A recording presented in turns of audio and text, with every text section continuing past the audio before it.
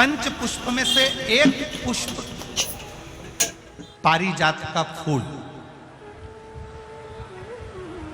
जिसको हार श्रृंगार का फूल भी कहते हैं, जिसको शिडली का फूल भी कहते हैं। पारिजात हार, जितने लोग फेसबुक यूट्यूब पर कथा सुन रहे हैं वो भी इस पारिजात के फूल का दर्शन अवश्य करें। और एलईडियाँ लगी हुई हैं, उन पर भी आप आराम से पारिजात के फूल का दर्शन कर सकते हैं। पारिजात का पुष्प, हार श्रृंगार का फूल, ऊपर से सफेद, नीचे जो उसकी डंडी होती है वो थोड़ी नारंगी होती है, संतरे की कलर की होती है, नारंगी कलर। महाराज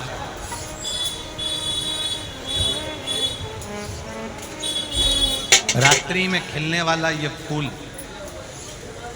रात्रि में जो फूल खिलता है ये पारिजात का, और हार श्रृंगार का जो ये पुष्प है, जिसको हार श्रृंगार भी कहते हैं, पारिजात भी कहते हैं, और कहीं कहीं इसको शिडली का पुष्प भी कहते हैं।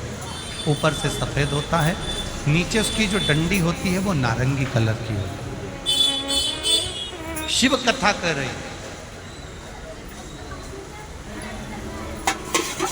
शिव महापुराण का चरित्र करा।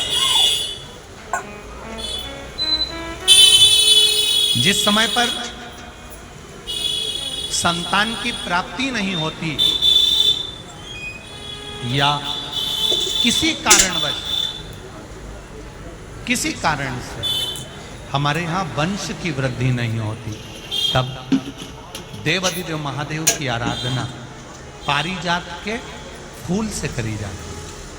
अब उस पुष्प को चढ़ाने का एक तरीका है, जरा ध्यान दीजिएगा। पंच पुष्प शिव महापुराण की कथा आप लोग सुनने के लिए बैठे हो, बड़ी आस लगा कर बैठे हो, उसको समझिए। पारिजात का जो फूल शिव जी को चढ़ता है, भगवान देवाधिदेव महादेव को चढ़ता है, जैसे ये शिवलिंग है, मान लो ये शंकर भगवान का शिवलिंग है, ये जलाधारी है, ये जल नीचे गिरने का स्थान। आप लोगों ने पहले कथा सुनी है ना सबने, आपको सबको मालूम होगा। राइट में गणेश जी का स्थान, लेफ्ट में कार्तिकेय का स्थान, बीच में अशोक सुंदरी की जगह। जहाँ पर ये शिवलिंग रखा है वो माता पार्वती जी का हस्त कमल है। शिवलिंग के रूप में, शंकर भगवान के रूप में ये शिवलिंग है। ऊपर से जो एक एक बूंद जलाधारी नीचे गिरती है वो शंकर भगवान की 5 लड़कियाँ, जया, विषहरा, शामली बारी, दौतली और देव, ये शंकर जी की 5 बेटियाँ। वंश वृद्धि के लिए, कार्य सिद्धि के लिए, वैभव प्राप्ति के लिए, या अपने हृदय की सुख समृद्धि के लिए, संतान प्राप्ति के लिए पारिजात हार श्रृंगार के फूल की शिव जी को आराधना होती है। हार श्रृंगार का जो पुष्प होता है, अशोक सुंदरी वाली जगह पर हम पारिजात के पुष्प को समर्पित करते हैं। उसकी डंडी का जो मुख है वो शिवलिंग की ओर होता है जब हम अपना सुख सुंदरी पर चढ़ाते हैं, और फूल का मुख इधर होता है। वापिस उसी पारिजात के पुष्प को उठाकर हम माता पार्वती जी के हस्त कमल पर, जो गोल हस्त कमल है, वहां समर्पित करते हैं। उस जगह पर माता पार्वती जी की ओर से जो पुष्प समर्पित किया जाता है, उसकी डंडी पारिजात की हमारी ओर होती है, पुष्प का मुख महादेव की ओर होता है। तीसरी जगह, जब हम पारिजात के पुष्प को अशोक सुंदरी पे से उठाकर जगत जननी के हस्त कमल पर रखते हैं, हस्त कमल पे से उठाकर देवाधिदेव महादेव के शिवलिंग पर रखते हैं, उस समय पर पारिजात के पुष्प की डंडी शिवलिंग के ऊपर होती है और फूल का मुख अपनी ओर होता है। इस जगह पर पारिजात के पुष्प की डंडी के केसर से ही महादेव को त्रिपुंड लगाया जाता है और महादेव से प्रार्थना करी जाती है।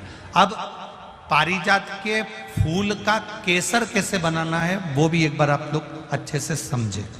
जैसे मान लो अभी पारिजात का तो फूल यहाँ पर नहीं है, पर आप टीवी पर दर्शन कर रहे होंगे। पारिजात पुष्प की जो पीछे की डंडी होती है, फूल सफेद और पीछे जो डंडी होती है नारंगी कलर की, केसरिया कलर की, उसको तोड़ लिया जाता है। तोड़कर ऐसी 25-50 फूल की पीछे की डंडी को तोड़कर उसको रख दिया जाता है। उसको धूप में नहीं सुखाते, केवल घर में उसको एक कटोरी में या थाली में रख दो, वो धीरे धीरे सूख जाएगा। सूखने के बाद उसको पीस लो, पीसकर उसका चंदन तैयार हो जाएगा पारिजात फूल की उस डंडी का। और जिस समय वंश के लिए, सिद्धि के लिए, कार्य सिद्धि के लिए या वैभव प्राप्ति के लिए हम पारिजात का पुष्प देवादिदेव महादेव को समर्पित करते हैं, उस समय इसी को पानी में घोलकर देवादिदेव महादेव को जब आप लगाएंगे तो जैसे केसर घुलती है, केसर का जैसे कलर होता है, केसर जैसी सुगंध करती है, वैसे की वैसे ही ये पारिजात की जो डंडी आप लोगों ने सुखाई है, वही डंडी का जो चंदन बनाया है, शिव जी को लेपन करा है, उस समय पर अपने हृदय की बात आपने जो देवादिदेव महादेव को कही है, बस वही सुगंध हमारे जीवन में आना प्रारंभ हो जाती है। वो पारिजात हार श्रृंगार। अब जरा ध्यान दीजिएगा, हार श्रृंगार के पुष्प, पारिजात का जो पुष्प है, सोमवार की अष्टमी पड़ने पर यदि हम देवादिदेव महादेव की पारिजात के फूल से आराधना करते हैं, स्मरण करते हैं, तो उसका फल भी हमें अधिक प्राप्त होता है। पारिजात का पुष्प, हम तो यहां तक कहेंगे अगर आपके यहाँ हार श्रृंगार का पेड़ लगा हो, पारिजात का पुष्प यदि आपके यहाँ होता हो, रात को खिलता है, सवेरे मिलता है, ऐसा पारिजात का अगर वृक्ष आपके यहाँ लगा हो तो प्रयास करना।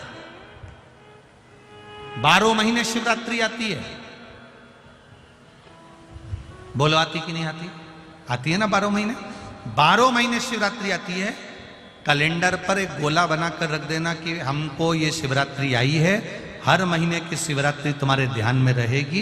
एक पारिजात का पुष्प, हार श्रृंगार का पुष्प एक अगर देवादिदेव महादेव को आपने चढ़ाना चालू कर दिया, समर्पित करना प्रारंभ कर दिया, तो आपको पीछे पलट कर देखने की जरूरत नहीं पड़ेगी, महादेव हाथ पकड़ ही रहता।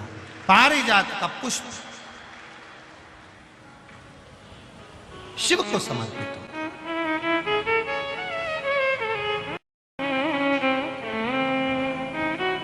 सफेद कलर का पुष्प है, आप टीवी पर दर्शन कर रहे होंगे। केसरिया कलर की, नारंगी कलर की उसकी डंडी है, भगवान शिव को समर्पित पारिजात। जब हम देवादिदेव महादेव को जल समर्पित करते हैं, भगवान शंकर को जब हम जल चढ़ाते हैं, उस समय पर भी भगवान को अगर तुम्हारे पास में थोड़ा सा पारिजात की जो डंडी है सुखाई है, आपने पारिजात फूल के नीचे की जो डंडी है उसको तुमने सुखाकर अगर चंदन बनाया है, तो वो चंदन आप प्रतिदिन भी देवादिदेव महादेव को समर्पित कर सकते हो। पारिजात पुष्प। एक बात और हमारे स्मरण में रहे,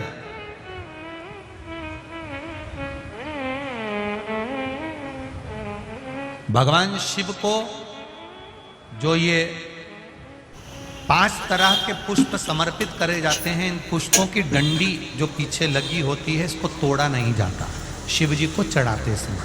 इसका स्मरण आपको